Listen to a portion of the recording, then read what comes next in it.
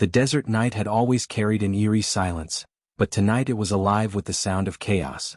A team of 12 Navy SEALs, hardened by a dozen deployments, found themselves pinned down in a crumbling Afghan village hemmed in by jagged mountains.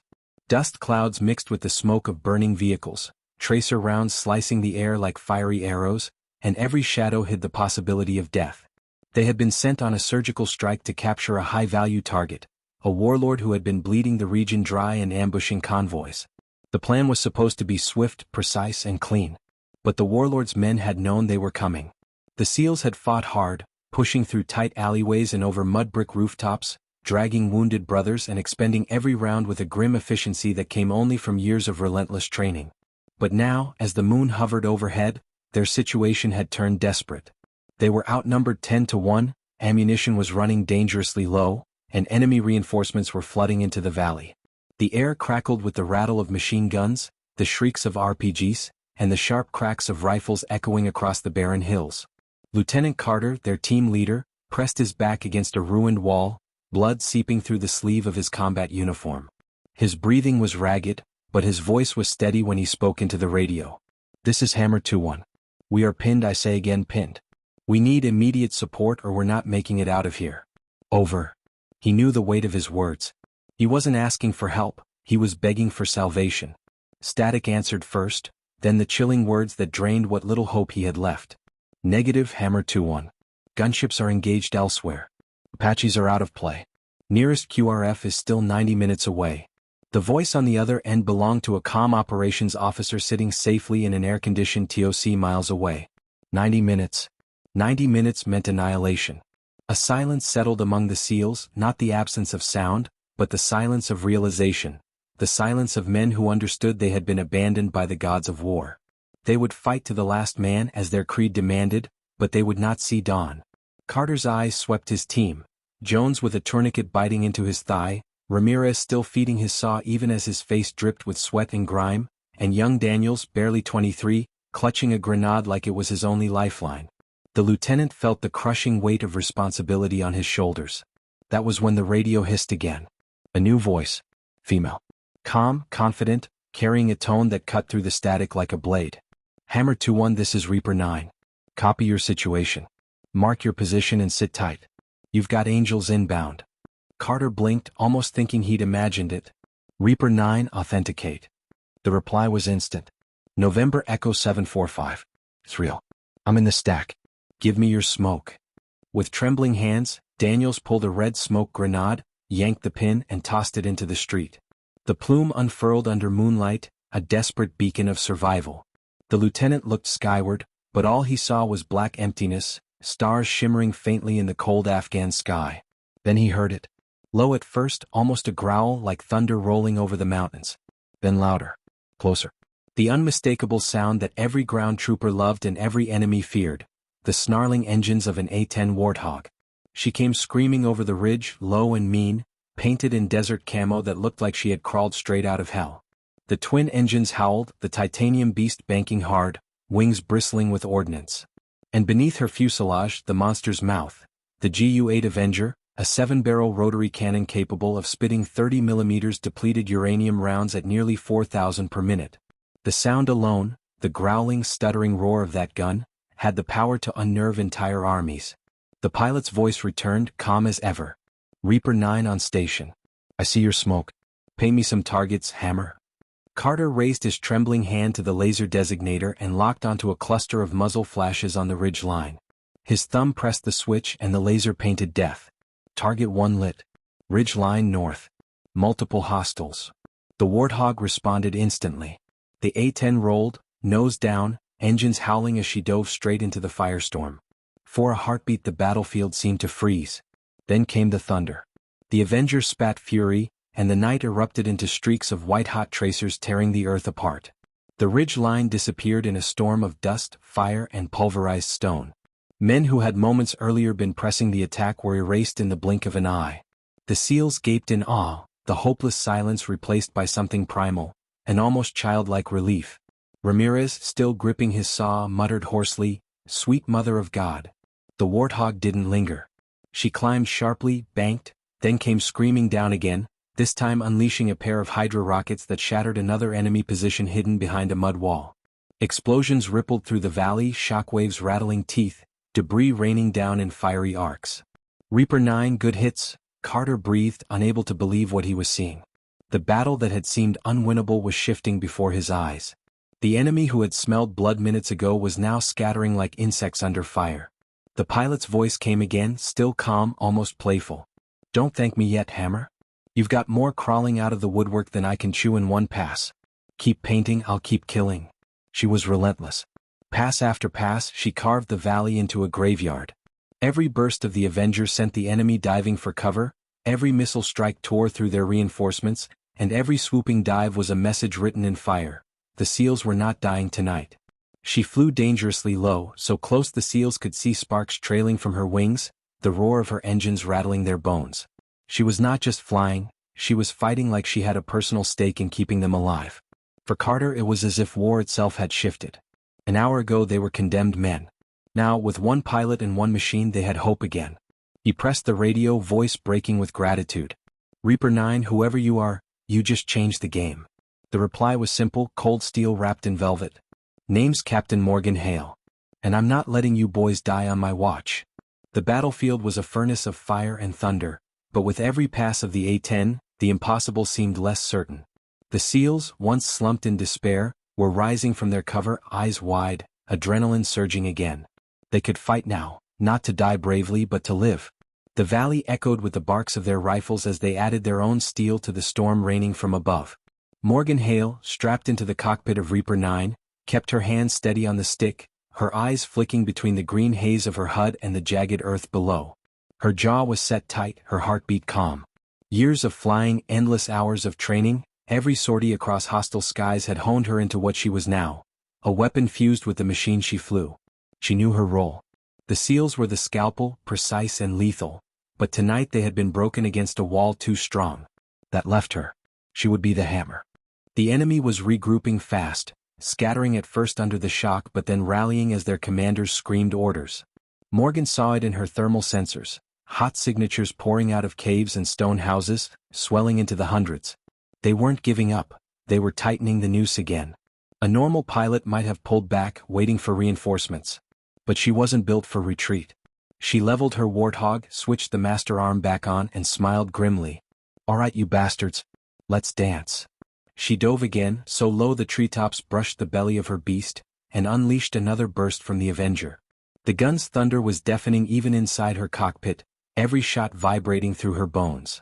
Below, a truck loaded with fighters exploded, the fireball rolling skyward, painting the night with hellfire.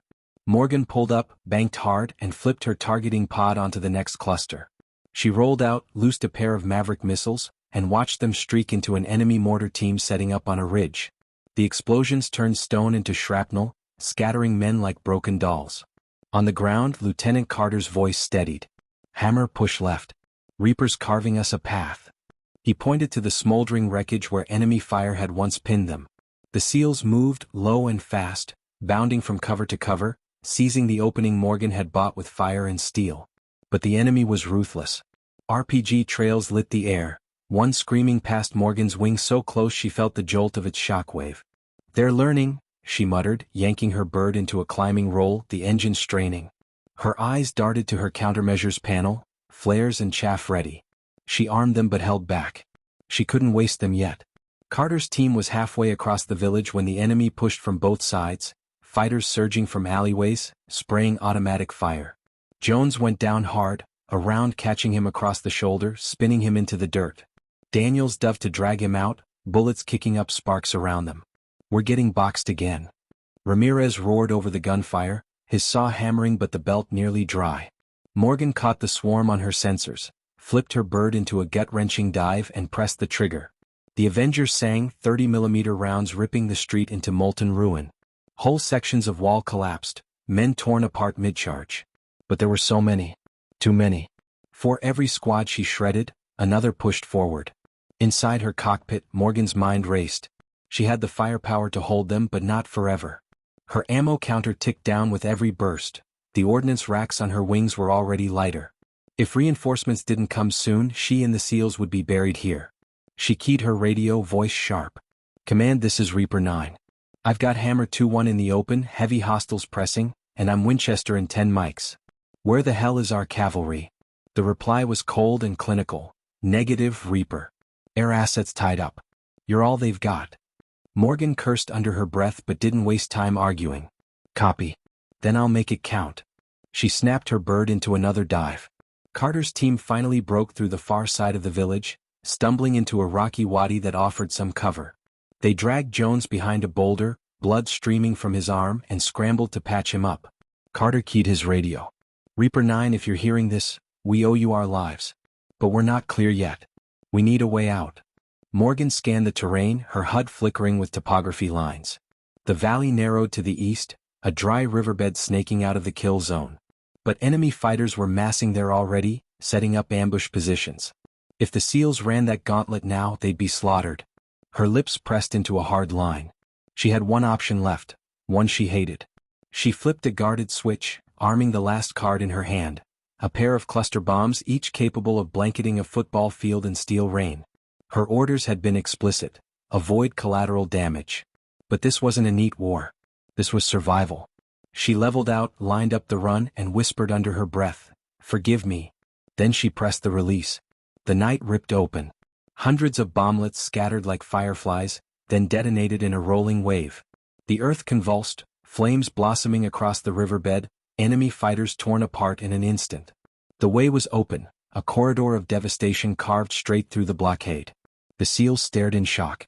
None of them had ever seen that much destruction unleashed so close. Ramirez's voice cracked as he muttered, "Holy hell, she just burned the world." Carter didn't waste time gawking. "Move. That's our exit." He hauled Jones up with Daniel's help, the team sprinting into the corridor of fire and smoke, lungs burning, hearts hammering. Above them, Morgan circled like a hawk, watching every angle, every shadow.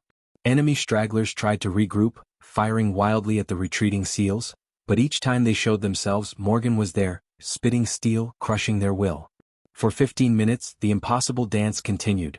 The SEALs running, fighting, dragging their wounded, and Morgan covering them with every ounce of fury her warthog could muster. Her ammo counter bled toward empty, her fuel dipped low, but she refused to quit. Not until every one of them was clear. At last, the SEALs burst into open ground beyond the village, collapsing into the dirt, chests heaving, clothes soaked with sweat and blood. They were alive. Against every odd, they were alive. Carter rolled onto his back, staring up at the sky, where the silhouette of the A-10 carved against the stars. He pressed the radio, voice raw. "Reaper 9, we're clear. We can breathe again. Thank you." For a long moment, only static answered. Then Morgan's voice came, softer now but still carrying steel. "Don't thank me yet, Lieutenant.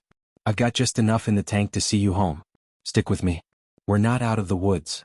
And with that, she banked her warthog eastward, engines screaming, carving a path through the darkness for the men who had thought they were already dead. The desert stretched endlessly under the pale moon, a sea of jagged stone and shifting sand. The SEALs trudged through it, wounded and weary, each step pulled from the raw reserves of survival. Their boots sank into dust, rifles clutched tight, eyes scanning the shadows. The village they had escaped still smoldered behind them, a beacon of fire in the night. Ahead lay only silence, broken by their ragged breaths and the constant distant growl of the A-10 circling above like a guardian angel unwilling to leave its flock. Morgan Hale gripped her stick tightly, fatigue clawing at the edges of her mind. She'd been flying for hours, pushing her bird to its limits, fuel dwindling, ammunition nearly gone. The warthog wasn't meant to linger forever. She was a bruiser, a close support monster that came in, smashed everything and left. But leaving wasn't an option. Not with those 12 men below her, men who had already stared into the grave and crawled back out because she refused to abandon them. Her headset crackled with Carter's voice, steady but strained. "Reaper 9, this is Hammer 2-1. We're moving east along the dry riverbed. We've got 1 critical, 3 walking wounded. Any chance of exfil birds inbound?" Morgan's jaw tightened. She'd been avoiding that question, hoping command would get their act together. She pressed her mic. "Hammer, I'm still working that. I'll keep the skies clear until you get confirmation." What she didn't say was the truth, that command had already written them off. Reinforcements were tied up, helicopters too far, and risk assessments had deemed the SEALs a lost asset. She'd heard it in the cold voice of the ops officer. But she wasn't going to let Carter know that. Not yet. Not when his men still needed the will to push one more mile. Below, Carter scanned his team. Jones leaned heavily on Daniels, his face pale from blood loss. Ramirez stumbled but kept moving, saw slung across his chest like it was part of his body. Every man was beaten raw, yet not one quit. They moved with grim determination because that was who they were. But Carter knew their strength was finite. They needed a miracle, and right now, that miracle had titanium wings and a female voice that refused to crack under pressure. The radio burst alive again. This time, not Morgan but the enemy. A garbled transmission in Pashto, intercepted by the SEAL's comms. Daniels frowned, translating under his breath. They're regrouping, they know we're running the riverbed, they're setting up a kill box ahead. Carter's stomach clenched. The enemy wasn't broken. They were relentless. He pressed the radio. Reaper 9, be advised, they're waiting ahead. Ambush in the riverbed. Morgan checked her sensors, flipping through thermal and radar. Sure enough, faint heat signatures glowed along the choke point a mile east. Fighters setting up machine guns, maybe even more RPGs. If the SEALs walked into that, it would be over in seconds. She keyed her mic, voice sharp. Hammer, hold position. Don't move another inch. I've got eyes on their party. I'll clear it. She banked her Warthog hard, engine straining as she dove toward the choke point. Her HUD lit with targets, a dozen fighters digging into cover along the dry riverbed walls. She had only a few rounds of 30mm left, no bombs, no rockets. Just the Avenger's teeth, nearly dry. But it would have to be enough. Morgan lined up, thumb pressing the trigger. The gun thundered, tracers ripping the earth apart, stitching through enemy positions. Men scattered, some torn apart instantly, others diving for cover. But she could see it wasn't enough. Too many still alive, too many still waiting. Damn it, she muttered, pulling up, banking around for another pass. Her ammo counter blinked low, less than 100 rounds left. Barely a single burst. She exhaled slowly, steadying her nerves. One pass. One chance to break the trap. Below, Carter's men waited, crouched low, listening to the fury above. Daniels whispered, almost to himself, if she doesn't break them, we're done. No one argued. Morgan came screaming back in, heart hammering, her thumb hovering over the trigger. She lined up the densest cluster of heat signatures, whispered to herself, make it count, and pressed down. The Avenger roared its last fury. A stream of 30mm tore into the choke point, ripping earth and flesh alike, detonating munitions hidden in the rocks. A fireball blossomed, shockwaves shaking the riverbed. When the dust cleared, silence reigned. The ambush was gone.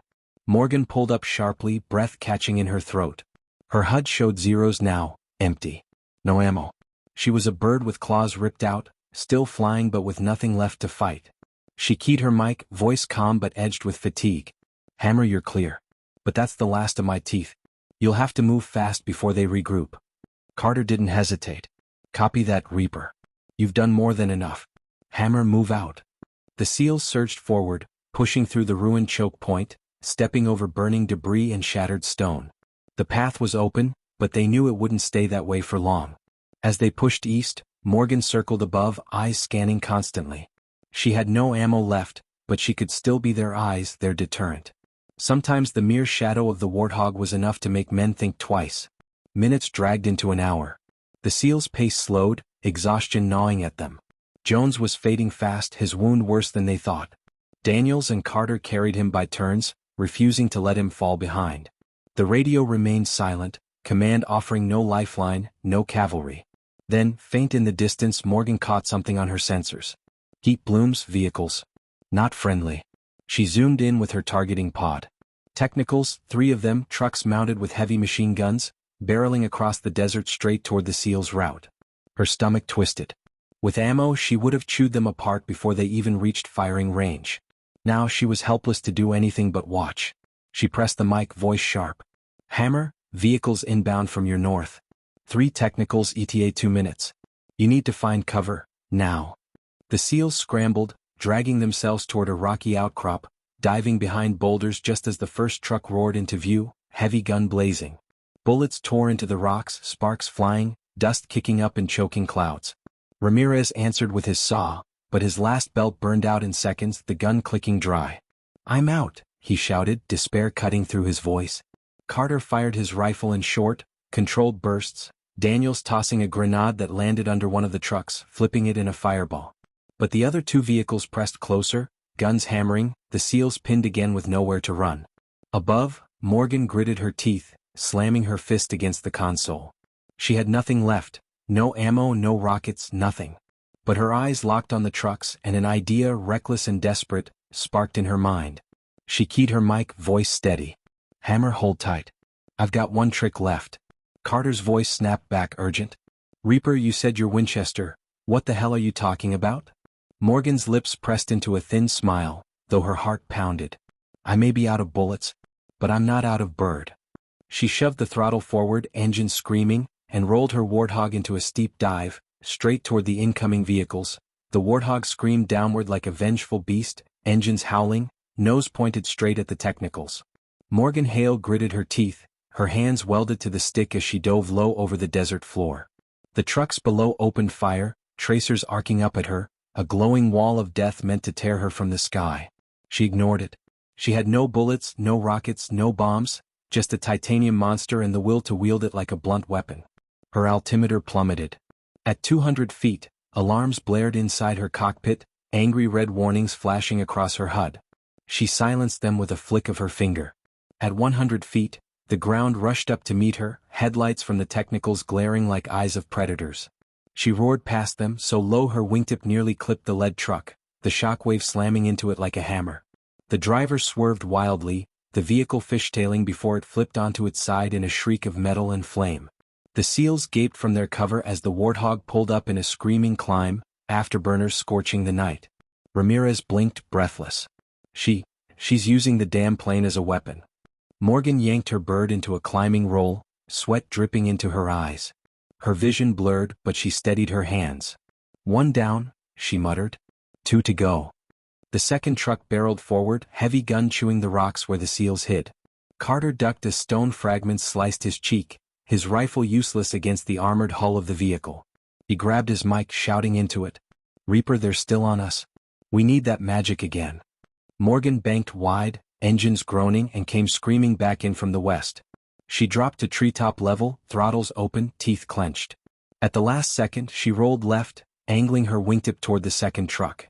The Warthog clipped it with a bone-jarring strike, the titanium wing punching through the roof like a blade.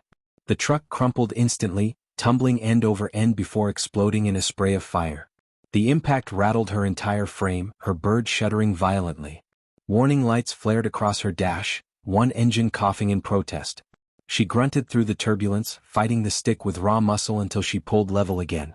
"Reaper 9 still flying?" she gasped. "Barely." Below, the SEALs erupted in cheers, but the third technical was still charging, its gunner undeterred, rounds slamming into their cover. Daniels ducked as bullets stitched the rock above his head. "We can't hold here much longer." Morgan's chest heaved as she circled again, eyes locking on the final truck. Her options were gone. One engine was failing, the other straining, her ammo counter flatlined. She had one shot left, to put her entire bird on the line. She keyed her mic, voice low but firm. "Hammer, get ready to move. I'm going to end this." Carter froze, sensing the weight in her tone. "Reaper, what are you planning?" She didn't answer. She couldn't. Her decision was already made. Morgan banked hard, lining up on the last technical. She dropped altitude until the desert floor blurred beneath her, the headlights of the truck locked dead center in her HUD. The Warthog roared like a living beast, its engines screaming defiance. At the last second, she pulled the nose up, dragging her landing gear lever down. The wheels snapped open and slammed into the technical with crushing force, shredding the gunner and crumpling the engine block. The truck cartwheeled in an eruption of fire and steel, flipping end over end until it disintegrated in the sand. The impact rocked her bird savagely, both engines coughing black smoke. Morgan wrestled the stick, alarms shrieking, her vision tunneling as G-forces pressed her into the seat. The Warthog staggered like a wounded animal, but somehow, impossibly, she leveled out, skimming over the desert floor with barely 50 feet to spare. "Reaper 9, still here," she hissed through clenched teeth, forcing air into her lungs. "But I don't know for how long." The SEALs exploded from cover, rallying with renewed fury. Carter shouted, "Hammer, move! While she's buying us time." They surged across the open ground, weapons snapping at fleeing enemy fighters. The last of the ambush was shattered, broken by the sheer audacity of one pilot refusing to quit. Morgan climbed her bird back into a slow circle, smoke trailing from her engines. Her hands trembled on the stick, fatigue and adrenaline warring inside her. Every alarm in the cockpit screamed at her to eject, to abandon ship, but she shoved the thought aside. The SEALs weren't safe yet. Until they were, she wasn't leaving. On the ground, the SEALs reached another outcrop of rocks, hunkering down as Carter checked his men. Jones was fading fast, blood loss soaking through his bandages. Daniels pressed a hand to his wound, voice desperate. "We need a bird, LT. He won't last another hour." Carter clenched his jaw. He keyed the radio again, his voice a growl. "Command, this is Hammer 2-1. Do you copy? We are alive, repeat, alive thanks to Reaper 9. We have one critical casualty. If you don't get us a bird now, you'll be writing 12 letters home tonight. Over." For a long moment only static answered. Then finally, a reluctant voice came through. "Hammer 2-1, this is Overlord. Exfil hellos en route. ETA 40 minutes. Carter slammed his fist into the dirt. 40 minutes. Jones didn't have 40 minutes. None of them did if more hostiles regrouped. He glanced skyward at the smoking silhouette circling above. Their fate still rested in the hands of one woman and her dying bird. Morgan's eyes scanned the horizon, searching for threats. Her sensors flickered, then lit up, movement to the south. Dozens of heat signatures closing fast. She cursed under her breath. The warlord wasn't done. He was throwing everything he had left into crushing them before the hellos arrived. She keyed her mic, voice steady despite the fear gnawing at her gut. "Hammer, heads up. You've got company coming in hot from the south. Looks like at least 50 fighters. I'll do what I can, but I'm running on fumes." Carter's stomach sank. 50 against 11 broken, bleeding men. Even with Morgan's shadow above them, it felt impossible. But he saw the fire in his men's eyes, the way they tightened their grips on their weapons, ready to sell their lives dearly. And he thought of her, that lone pilot who had already given everything she had and still refused to quit. He keyed his mic, voice grim but resolute. "Reaper 9, we're not done yet. If you've got anything left, now's the time." Morgan closed her eyes for a heartbeat, steadying herself. She had nothing left, no ammo, barely any thrust, one engine coughing smoke. But she still had her wings, her will, and her promise. She exhaled slowly, opened her eyes, and banked her warthog toward the incoming swarm. "Copy that, Hammer. If they want you, they'll have to come through me first." The desert night boiled with movement. 50 fighters swept across the sand, headlights bouncing wildly as pickup trucks roared forward and boots pounded in the dust. They came in a wave, rifles and RPGs raised high, shouting war cries that carried over the barren plain.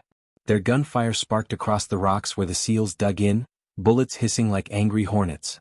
Carter ducked as rounds chewed into his cover, shards of stone slicing his cheek. He shouted over the chaos, "Return fire. Keep them pinned." Ramirez raked the charging line with what little ammo he had left, his saw coughing short bursts. Daniels lobbed grenades until his vest was empty, explosions flashing like lightning in the dark. But it was a drop in the ocean. For every fighter they dropped, 3 more surged forward. Jones groaned where he lay, his breath shallow.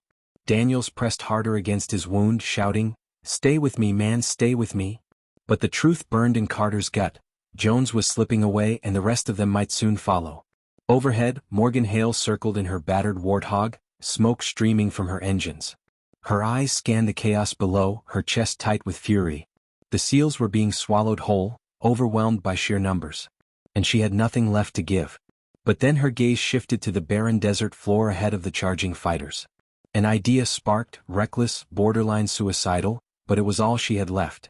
She keyed her mic, voice steady but edged with steel. "Hammer, brace yourselves. I'm going to make them regret stepping onto that sand." Carter's voice cut through the static, strained and desperate. "Reaper 9, you're out of ammo. What the hell can you do?" Morgan's lips pressed into a thin smile. "I've still got engines. And I've still got wings." She shoved the throttle forward, her wounded bird groaning in protest as it dove toward the desert floor. Dust exploded upward in her wake as she skimmed the sand, barely 30 feet above ground. The roar of her turbines became a living weapon, a thunderclap rolling across the battlefield. Fighters staggered, blinded by the dust storm she kicked up, their formation shattering as they dove for cover. Then Morgan banked low, her wingtip carving so close to the trucks that one toppled onto its side, its gunner crushed under the wreckage. She rolled again, dragging her landing gear down, and clipped another truck with a screech of tearing metal. The vehicle erupted into fire, bodies scattering. The SEALs seized the moment, rising from cover to pour fire into the disoriented mob. Ramirez shouted over the roar, his voice electric with adrenaline. "She's turning the damn desert into a weapon." Morgan climbed again, blood pounding in her ears, alarms blaring across her dash. Her bird was bleeding oil, both engines choking, but she ignored it. She came screaming back down, this time directly through the heart of the fighters, her turbines blasting sand into a blinding storm. Men coughed, choked, dropped their rifles as grit seared their eyes. Trucks slammed into each other in the chaos, engines howling before they ignited into fireballs. Still the enemy pressed. The warlord's voice cut across their radios, barking orders, driving them forward with fanatical resolve. RPGs streaked upward, one exploding near Morgan's left wing, shaking her cockpit violently. She bit down hard, muscles straining as she wrestled her bird back under control. Carter watched in awe, shouting into his mic, "Reaper, you're insane. Keep doing it." But Morgan's eyes narrowed on a new threat. At the rear of the enemy wave, the warlord himself stood in the bed of a reinforced truck, clutching a rocket launcher. His voice rose above the chaos, spurring his men forward as he aimed directly at her. Morgan's breath froze. She had seconds. One hit and her warthog would disintegrate mid-air. She banked hard, coming around wide, eyes locked on the warlord's truck. She had no bullets, no rockets. Just herself. Her voice dropped to a whisper, more to herself than anyone else. One last run. She dove, engines shrieking, her bird screaming defiance against the laws of physics. The warlord raised his launcher, fired. The rocket streaked upward, missing her by feet as she twisted the stick violently. She roared lower, lower, until her landing gear kissed the top of the truck. The impact crushed it instantly, the warlord flung into the dirt as fire swallowed his vehicle. The SEALs erupted in cheers as the enemy line faltered. Fighters, suddenly leaderless, broke apart in panic. Some fled into the night, others dropped their weapons and scattered like insects. The tide turned in seconds, the wave shattered by a single pilot who refused to yield. Morgan pulled her bird up, but the effort was too much. Her right engine burst into flame, alarms screaming, smoke filling her cockpit. She coughed, vision swimming as she fought to keep the warthog airborne.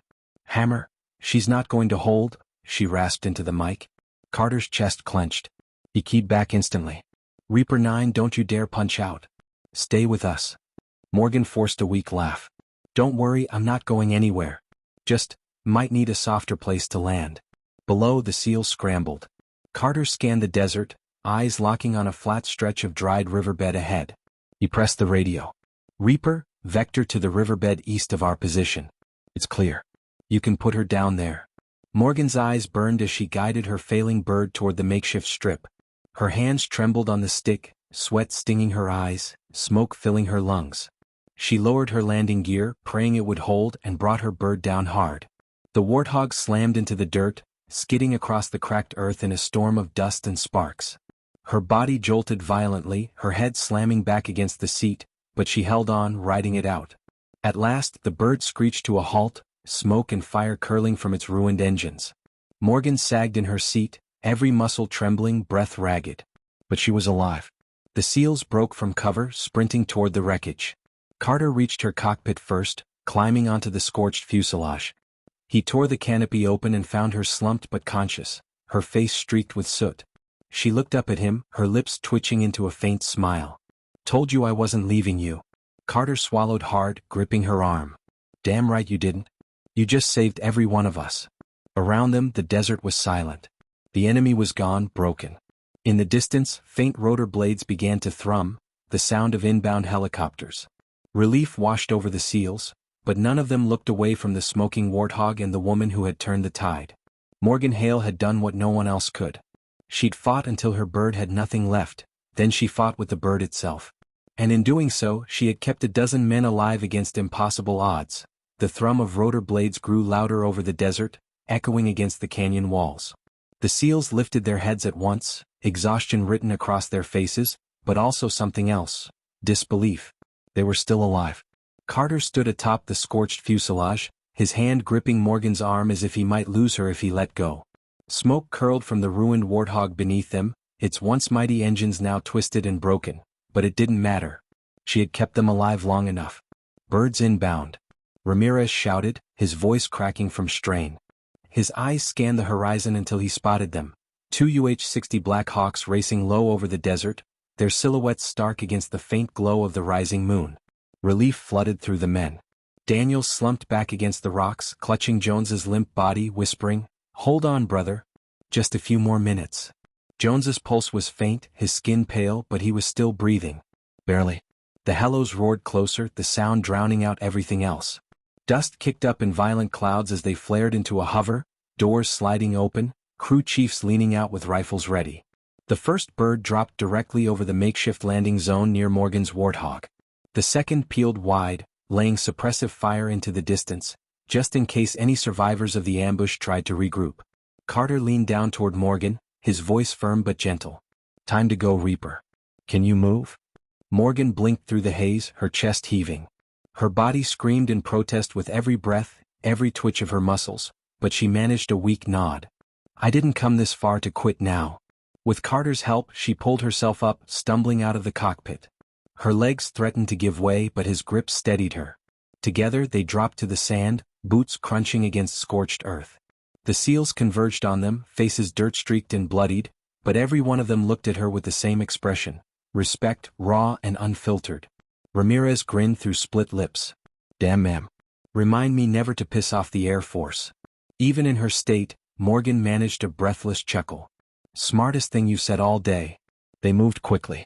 Carter barked orders, his men lifting Jones onto a stretcher as the Black Hawk crew ran forward to help. Within moments, the wounded were loaded, gear piled in, and the men began climbing aboard. The night air was thick with urgency but also something heavier: gratitude for being alive. Carter was the last to climb, pulling Morgan with him. The crew chief reached down, grabbing her arm and hauling her into the bird. She collapsed onto the floor, the vibration of the rotors rattling through her bones.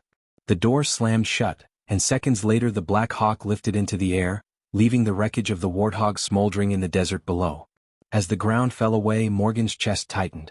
She stared out the door, watching her bird shrink to a speck.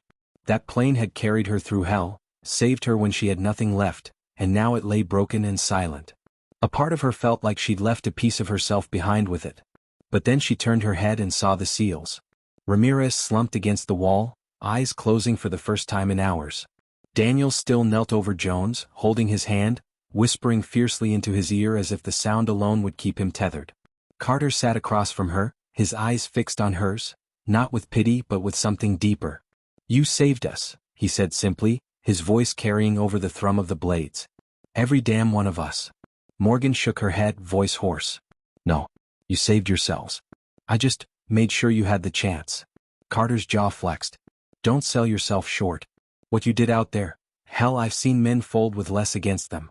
But you turned a dying bird into the meanest weapon on the battlefield." He leaned closer, his eyes narrowing. "Command is going to hear about this. Every detail. You deserve more than just a thank you." She met his gaze, a flicker of a smile on her cracked lips. "I didn't do it for command." The bird jolted as it banked hard east, carrying them toward friendly territory. Minutes stretched into an eternity. Medics worked furiously over Jones, their voices tense, their hands moving in a blur. Morgan watched in silence, her breath shallow, every nerve in her body still buzzing from the fight. The adrenaline was fading, leaving only bone-deep exhaustion and the ache of bruises she hadn't even noticed until now. Ramirez finally broke the silence, his voice quiet but raw. "If you hadn't been there, we'd be names on a wall tomorrow." His eyes met hers, gratitude etched deep. "You gave us more than a chance. You gave us our lives back." Morgan didn't answer right away. She leaned her head back against the vibrating wall of the helo, eyes closing for a moment. She thought of the chaos, the fire, the faces of the men she'd sworn to protect from the air. And she thought of her Warthog, battered and broken, left behind in the desert like a fallen warrior. Her voice came soft, almost lost in the roar of the rotors. "That's what we're there for. To make sure you get home." The rest of the flight passed in heavy silence, each man lost in his thoughts. By the time the Black Hawks touched down at a forward operating base, the eastern sky was just beginning to lighten with the first hints of dawn. Exhausted troops rushed forward, medics taking Jones on a stretcher, others guiding the SEALs into the triage tent. Morgan tried to follow but her legs buckled. Carter caught her before she hit the tarmac.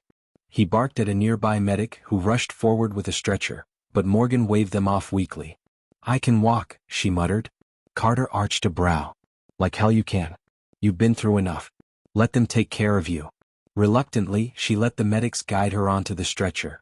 As they wheeled her past the line of tents, soldiers stopped what they were doing, eyes following her. Whispers rippled through the camp. Word of what had happened was already spreading, of the Air Force pilot who'd turned a crippled A-10 into a hammer of God. Inside the triage tent, Morgan was lowered onto a cot. A medic immediately began checking her vitals, shining a light into her eyes, pressing at the bruises along her ribs. She winced but said nothing, her mind still replaying the roar of turbines, the screams of gunfire, the impact of metal tearing through enemy trucks. Carter stepped inside, brushing past the medics until he stood at her side. His voice was low, steady, the way a commander speaks to one of his own. Rest now. We'll take it from here. But I promise you this, Hale, your fight isn't going to be forgotten. Morgan opened her eyes, meeting his with the faintest spark of humor. Just make sure my bird gets a proper burial. For the first time that night, Carter laughed. It was rough, broken by exhaustion, but it was real. Hell Reaper. After what you did with that warthog, they'll probably build a damn statue of it. She managed a faint smile, eyes finally closing as sleep claimed her. Around her, the base bustled, men and women moving, whispers spreading, the legend of what had happened already taking root. And somewhere out in the desert, the broken husk of her warthog still smoldered, silent testimony to the night one pilot did what no one thought possible. Morning broke over the forward operating base, washing the tents and dusty vehicles in a pale orange glow. For most soldiers, the new day meant routine, gear checks, patrols, briefings, but for Morgan Hale it meant something far different. She sat upright on a cot, her body wrapped in bandages, her uniform torn and soot-stained, staring at the thin canvas wall as though it might hold the answers she needed. Sleep had been a stranger. Every time she closed her eyes, she heard the thunder of her turbines, saw the enemy wave surging toward the seals, felt the jolt of her landing gear crushing through steel. She carried no guilt, only the sharp edge of finality. She had made the choice and she would make it again. But the weight of it pressed on her chest nonetheless. The flap to the triage tent opened and Carter stepped inside, his silhouette cutting against the morning sun. He looked cleaner now, freshly bandaged himself, his gear stripped away, but exhaustion still clung to him. His eyes, however, were sharper than ever. "You're awake," he said, pulling a chair up beside her cot. Morgan gave him a dry look. "Barely. Feels like I got hit by a truck." "More like you were the truck," Carter muttered with a faint grin. Then his face sobered. "Debrief's coming. Command wants to hear everything. Every detail." Morgan sighed, leaning back. "Of course they do. They'll want to know why I burned through an entire warthog like it was disposable. They'll want to know how you saved 12 men against impossible odds," Carter corrected firmly. His voice held no hesitation. "Don't let them twist it. You turned the tide when we were seconds from being overrun." Before she could respond, another figure entered, Ramirez limping but grinning, Daniels close behind him. Both had cleaned up some, but the exhaustion was carved deep into their faces. They carried themselves with the confidence of men who'd stared death in the eye and walked away. "Morning, Captain," Ramirez said with a mock salute before turning to Morgan. "Reaper. Good to see you vertical.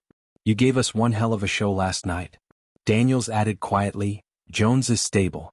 Docs say he's not out of the woods but he's fighting." Relief washed over Morgan, and for the first time in hours her shoulders eased. "Good. He deserves to make it home."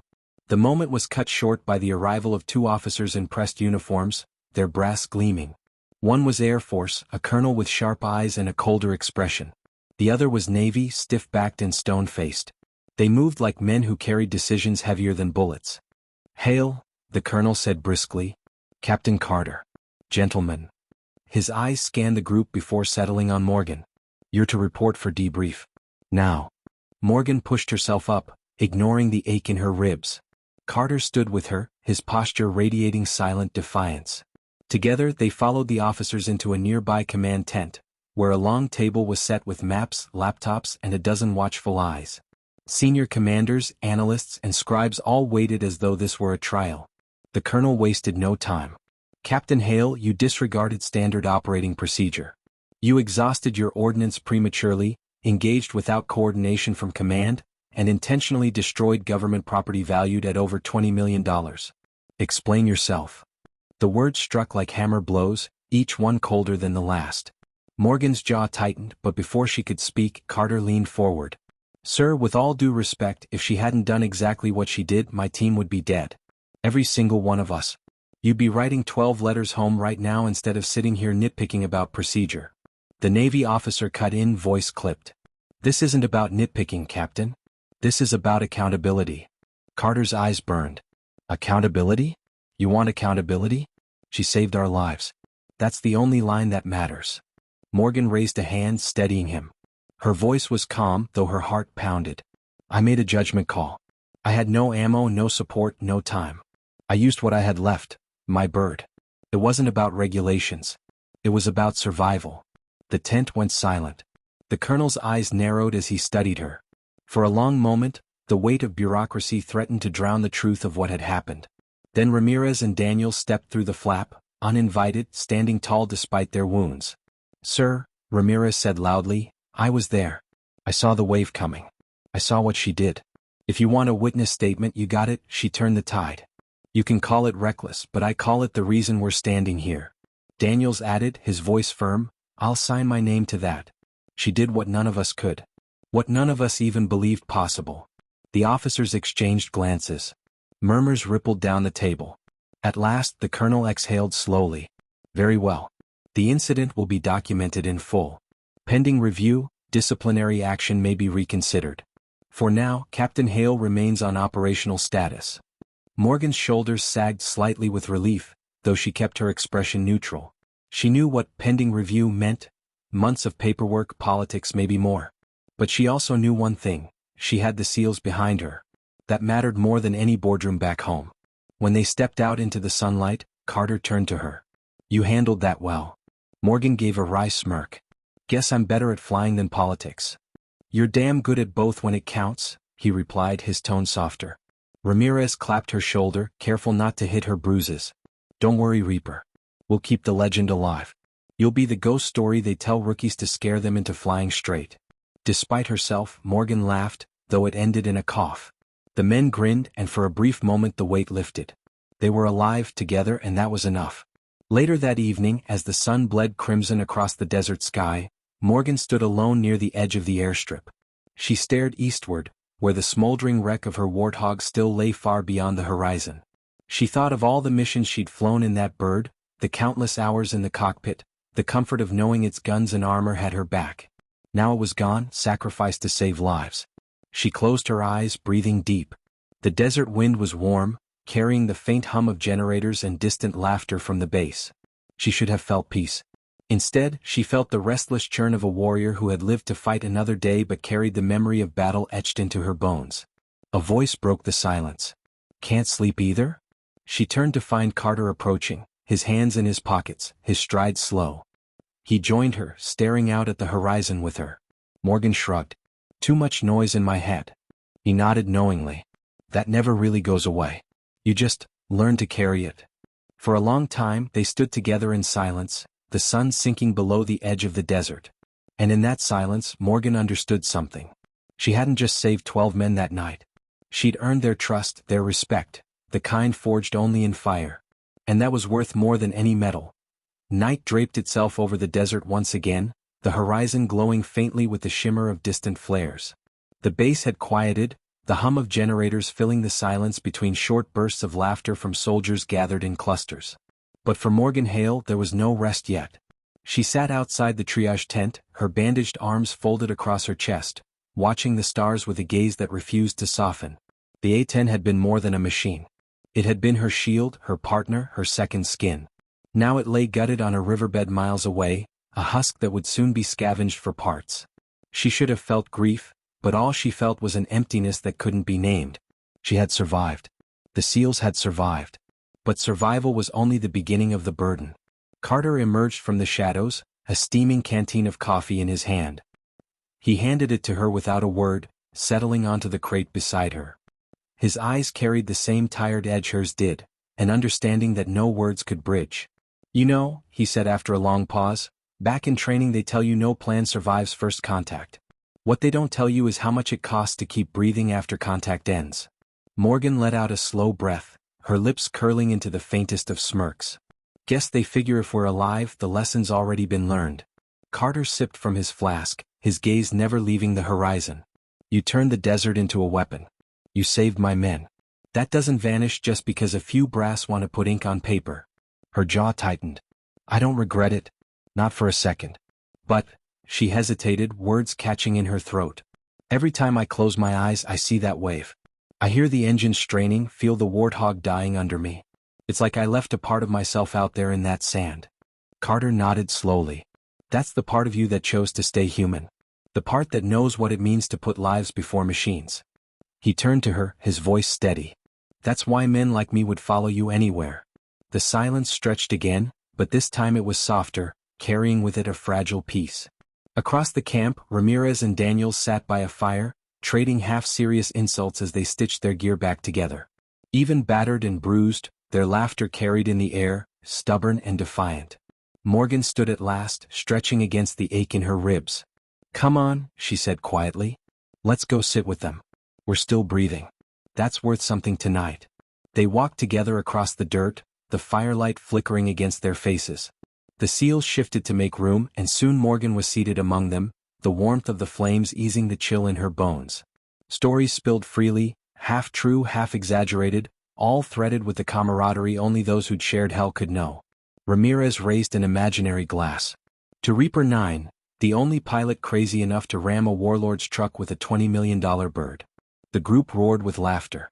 Daniels added, grinning wide, and to Captain Carter, who nearly punched out a colonel just to defend her honor. Carter smirked, shaking his head. Nearly? I'll let you guess how close I got. Morgan rolled her eyes, though her smile betrayed her. You idiots are going to get me court-martialed before command even writes their report. But the laughter lingered, weaving itself into the night like a shield against the weight of what they'd endured. For the first time since the battle, Morgan felt the knot in her chest ease. These men weren't just survivors. They were proof that her choice had mattered. Hours later, when the fire had burned to embers, Morgan lay awake beneath the stars. The desert was quiet, save for the occasional howl of wind across the barren sand. She thought about the warlord, about the tide of fighters who had believed sheer numbers could break the will of trained men. She thought about the wreck of her A-10, about the engines that had carried her through every mission until the last. And she thought about the bond forged in fire, a bond stronger than steel. Tomorrow would bring questions. Reviews. Politics. Perhaps even punishment. But tonight none of that mattered. Tonight they were alive. Tonight they had won. At dawn the helicopters came. Rotors whipped the air as Black Hawks descended onto the base, their sides marked with the insignia of the United States. Supplies were offloaded, wounded were prepped for medevac, and fresh troops fanned out to secure the perimeter. Morgan stood at the edge of the landing zone, her hair whipping in the rotor wash. She watched as Jones, pale but alive, was loaded onto a stretcher and lifted aboard. He caught her eye briefly, raising a weak hand. She raised her own in return, a silent promise that he would see home again. Carter appeared beside her, shouting over the roar. This isn't the end, you know. Word of what you did is going to spread. You'll be a story long after this desert forgets our footprints. Morgan's throat tightened. I don't need to be a story. Maybe not, Carter said, his eyes steady on hers. But sometimes stories are what keep the next fight winnable. Men will fight harder knowing someone like you exists. The helicopters lifted, carrying the wounded into the sky. The dust settled. The camp quieted once more. Anne Morgan Hale stood tall, the sun rising behind her, painting her silhouette in gold. She wasn't just a pilot anymore. She was a survivor, a weapon, a guardian. And though the warthog was gone, the fire within her burned brighter than ever. She turned away at last, her voice carried only to Carter, who walked at her side. Whatever comes next, we face it head-on. No hesitation. Carter gave a single nod. No hesitation. Together they walked back into the camp, where the SEALs waited, where the weight of war lingered, and where tomorrow's battles already loomed. But for this one fleeting morning, they carried victory in their veins. And in the end that was enough. The end.